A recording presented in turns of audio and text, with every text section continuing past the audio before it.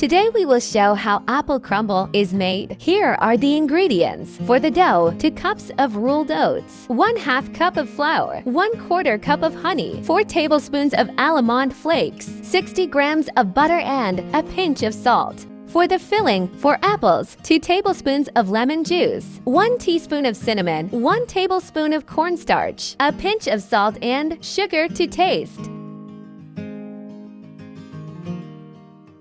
Peel and core the apples. Then cut into chunks. Place the cut apple chunks in a large bowl. Sprinkle over the cornstarch, lemon juice, cinnamon, and sugar.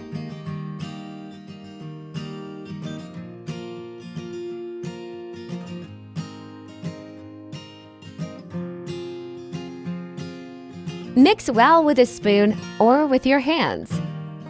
Double the ingredients if you have a big family. Then spoon the apples into the bottom of a buttered oven-proof dish. Next, melt the butter and honey over low heat. Mix oats, flour, almond flakes, and salt in a separate bowl.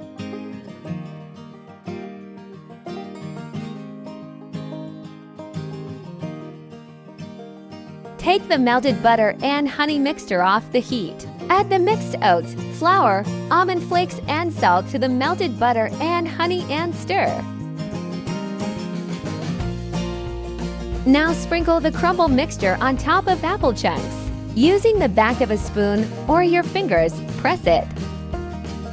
Bake for approximately 20 to 25 minutes until the crumble is golden. You can serve this hot or warm with ice cream.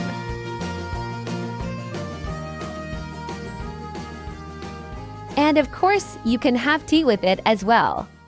Thank you for watching this video. If you enjoyed the video, then give us a thumbs up. And if you are new here, then please subscribe to our channel. Bye bye for now.